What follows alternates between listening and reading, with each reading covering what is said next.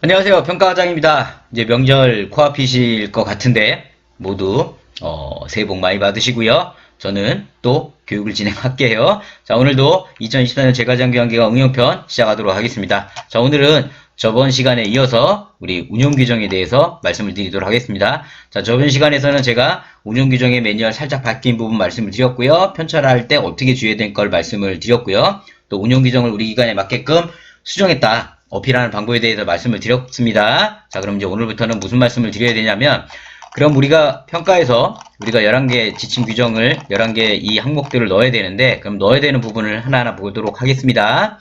자, 첫 번째 모집 방법에 관한 사항입니다.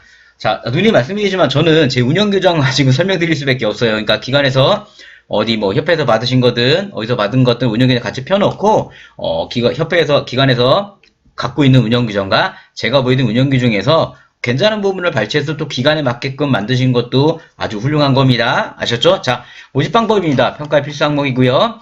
자, 모집 방법 안에 여기 보신 것처럼 뭐 우리가 모집할 때는 뭐 기업 홈페이지를 통해서 하겠다, 전화를 하겠다, 인터넷으로 하겠다, 상담, 전화, 지인 소개 뭐 이런 정도로 하겠다. 이런 정도만 넣어주셔도 돼요. 근데 저는 여기다가 우리가 등급 판정 절차라든가 수급자 모집 방법 이용까지도 다 넣어놓은 겁니다. 이게 보통 평가에서 운용규정은 저 11개가 있으면 돼요. 11개가 있으면 되지만, 이제 통상적으로 운용규정 안에는 그 외에도 운용할 것들에 대한 규정들이 많이 있습니다. 그러니까 저는 운용규정을 구성을 할 때 그런 부분들까지 넣어놓은 거기 때문에, 자, 모집 방법 안에서 우리 시청하신 분들 같은 경우는 화면에 보신 것처럼 이 정도만 있으셔도 돼요. 그러나 나는 조금 더 특화하겠다 싶으시면 밑에 있는 등급 판정 절차라든가 이용자 모집 방법도 넣어놓으시면 좋으세요. 아셨죠? 자, 화면을 제가 최대한 오래 멈추고 있어요. 캡처하셔가지고 기관에서 만약에 필요하시다면 그 내용을 쳐가지고 기관 거랑 같이 해서 이게 기관에 맞게끔 수정하는 것도 괜찮으세요. 자, 두 번째 제2조 이용계약에 관한 사항입니다. 저는 1편에서 말씀드린 것처럼 운용규정이 거의 평가에서 보는 평가조서표상의 번호대로 흘러갑니다. 그죠? 그래서 평가조서표에서 이용계약 안에 상하에서도 계약기간, 그죠? 그 다음에 계약목적, 순서대로 가요. 월 이용료에 관한 부담. 그래서 여기 화면에 보인 것처럼 뭐 계약기간이라든가 준수사항, 이용 절차 이런 부분들 또 이제 넣어주는데 계약기간 말 그대로 이제 계약기간에 대해서 뭐 우리는 계약기간을 어떻게 했다.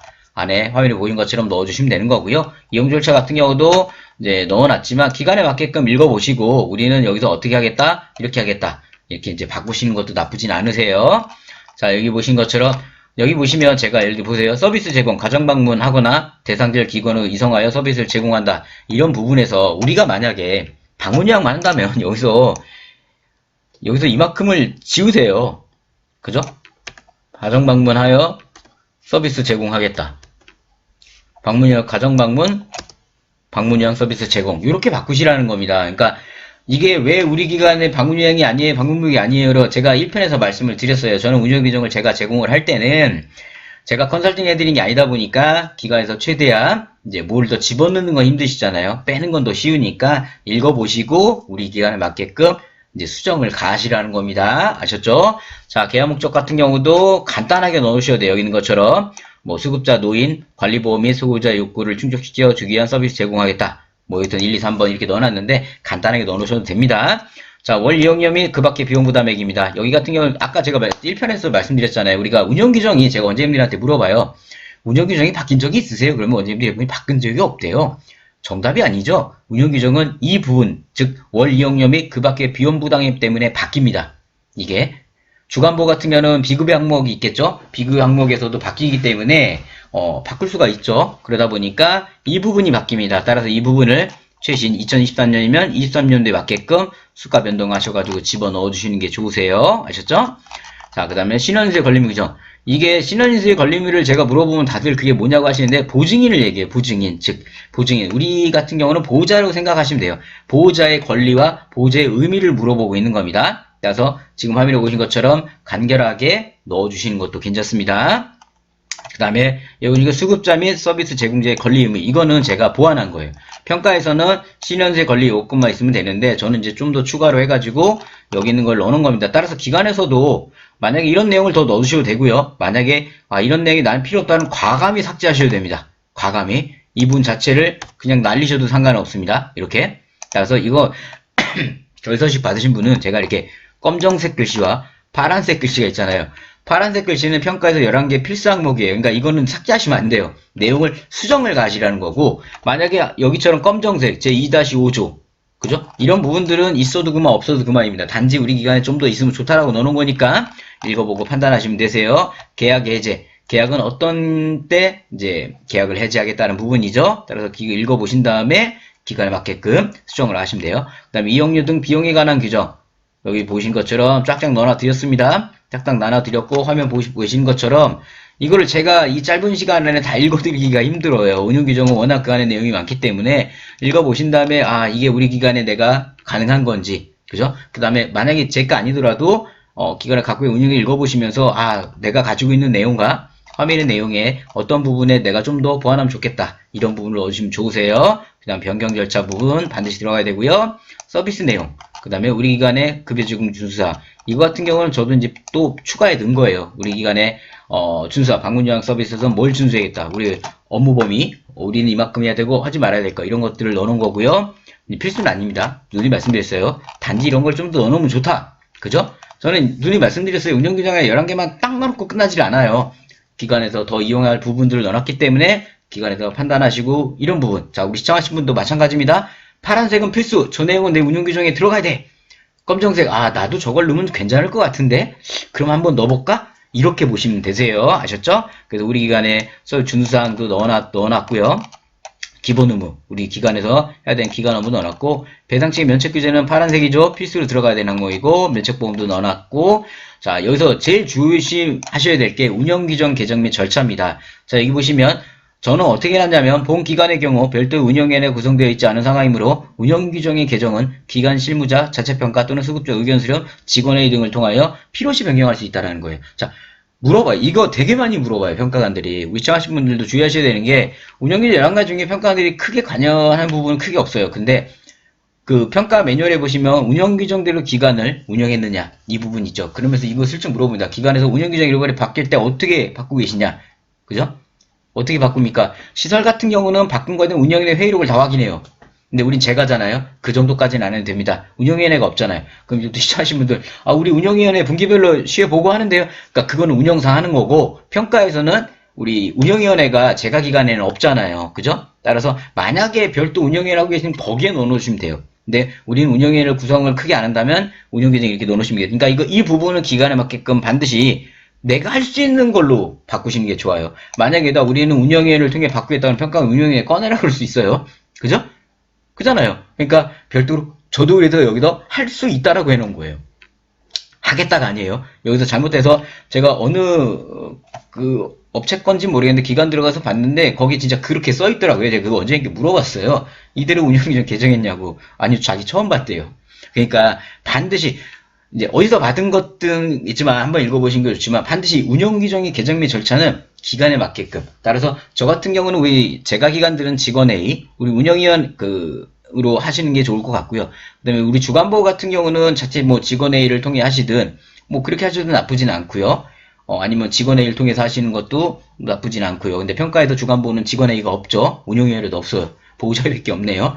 그러니까 거기에서 우리가 꼭 하는 거 그러니까 주간보고 오히려 보호자회의를 통해서 한다는 것도 나쁘진 않아요. 보호자회의를 통해 가지고 직원들 해가지고 우리가 이렇게 하는데 보호자님 동의하시겠습니까? 왜냐면 보호자회의록은 우리가 6개월에 한 번씩 만들어야 되잖아요. 그러니까 그 부분 할 때 그 내용을 넣어주시면 내가 실천하는 것도 어필할 수 있는 거고요. 우리 제가 방문그룹은 직원회의를 하잖아요. 그러니까 직원회의 할 때 매년 12월 달에 운영규정에 대한 회의를 진행하시면 돼요.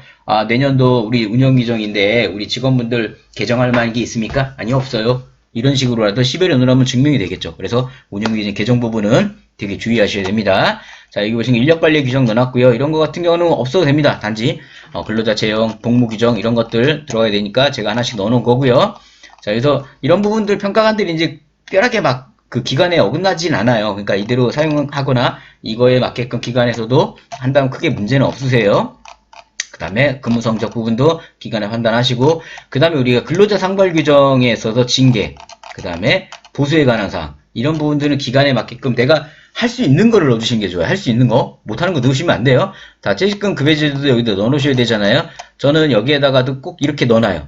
아까 제가 1편에서 그런 말씀 드렸잖아요. 이 운영규정을 우리 계약 맞게끔 수정했습니다. 하려면 운영규정에 적어도 우리 정보가 좀 들어야 된다고 말씀을 드렸잖아요. 그래서 이렇게 퇴직금도 우리는 무슨 퇴직금을 하고 있다라는 것도 운영규정에 넣어놓는 겁니다.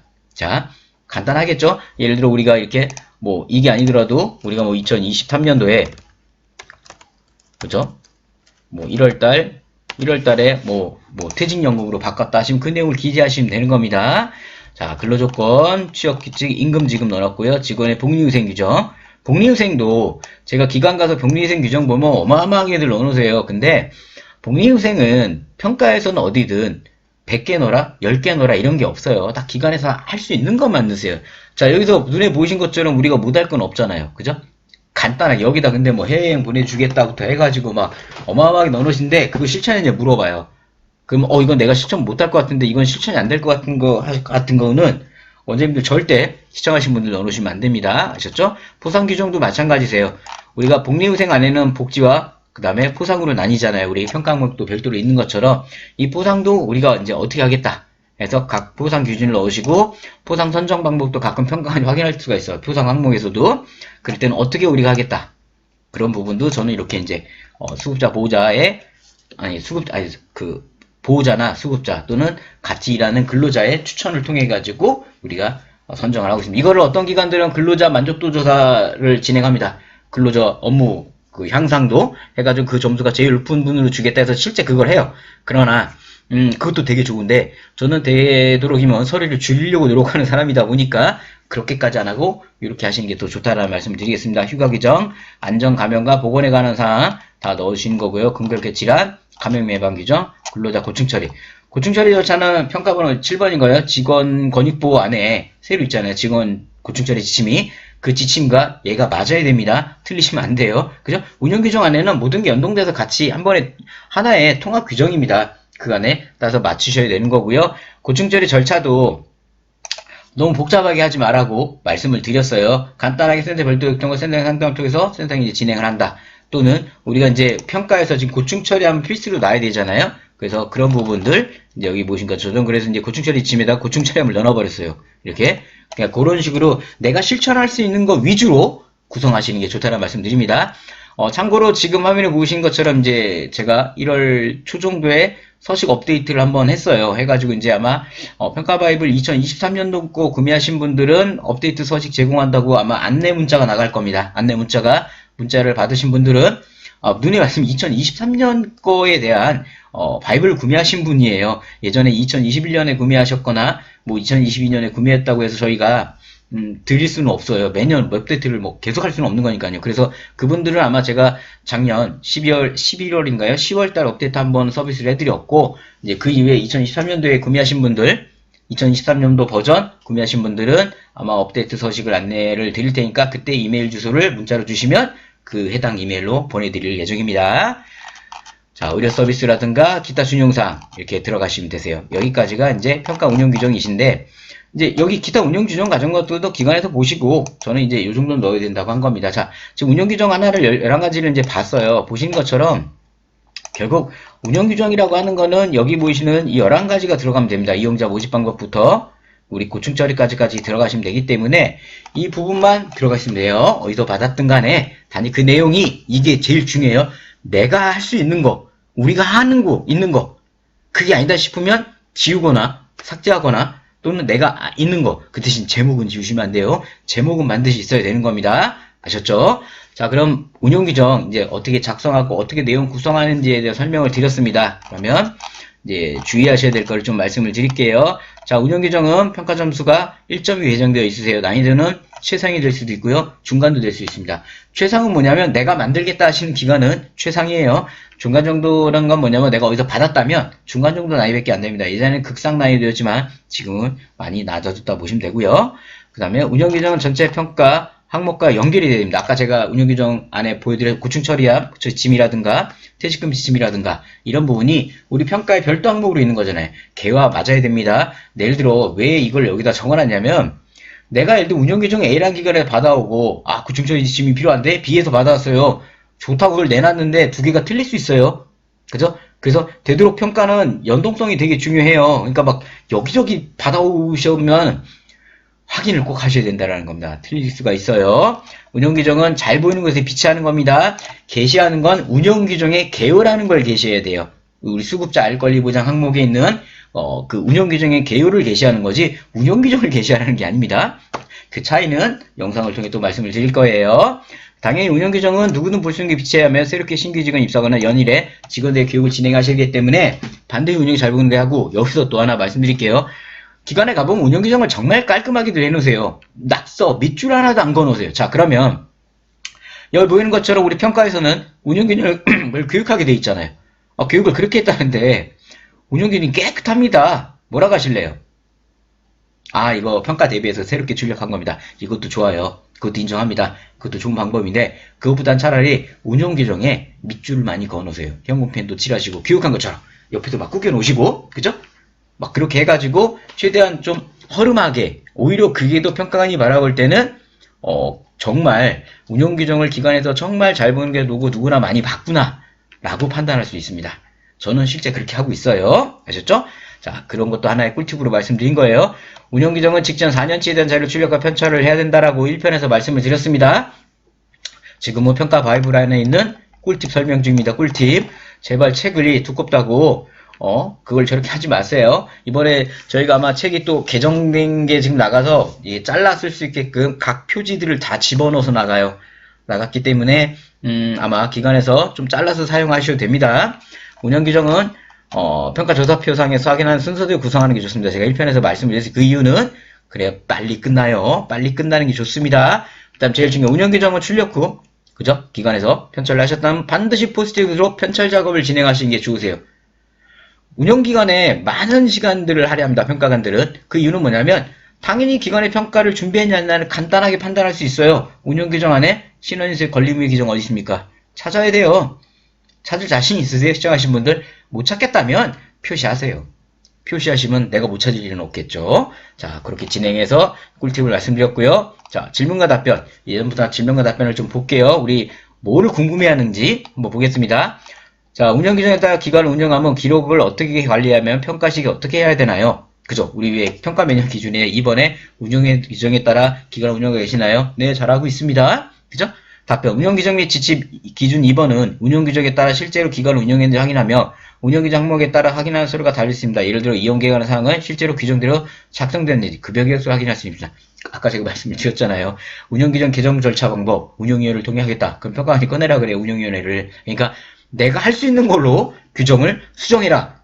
1, 2편 열심히 40분, 1편 20분 가까이, 지금도 20분 가까이 설명드리지만 제일 중요한 건 우리 기관 제목은 11가지 반드시 넣어야 되고 내용은 우리 기관에 맞게끔 내가 할 수 있는 거, 그죠? 너네 기관에서 받아왔는데 그 기관에서 했다고 야 우리도 좋아, 아니에요. 내가 못하면 빵입니다.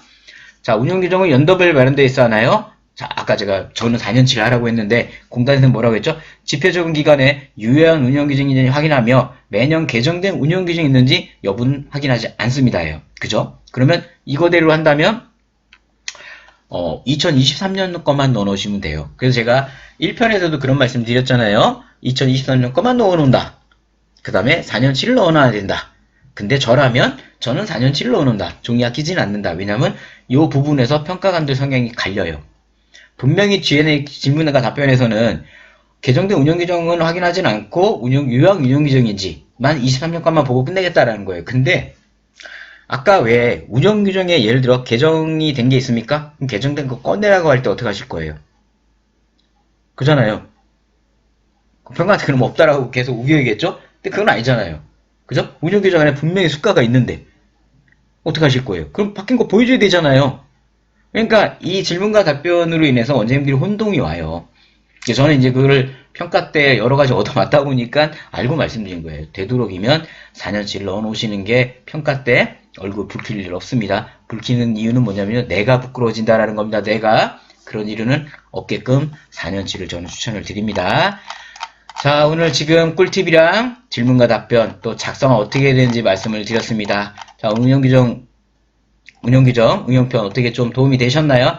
뭐 길게 장황하게 설명을 드렸지만 이미 시청하신 분들도 운영규정은 많이 갖고 계세요. 근데 제가 말씀드린 것처럼 첫 번째 11개를 제목을 반드시 굵게 표시를 하자. 반드시 있어야 된다는 겁니다. 그리고 두 번째 내용은 내가 실천할 수 있는 것만, 너의 기관에서 이거 좋아요가 아니에요. 그건 의미가 없는 겁니다. 내가 할 수 있는 것만 남겨두시고 나머지는 수정을 가하셔야 된다. 그것만 말씀드리도록 하겠습니다. 자, 설날이 다가오고 있습니다. 시청하신 분들 모두 2023년도 토끼띠죠? 토끼띠 맞죠? 모두 원하는 걸 모두 이루시고요. 대박나는 한 해가, 원하는 걸 다 모두 이뤄주시고, 그 중에 제일 좋은 건 건강입니다. 모두 건강하게 올 한 해를 보내시기 바랍니다. 저는 다음 또 응용편에서 인사드리도록 하겠습니다. 감사합니다.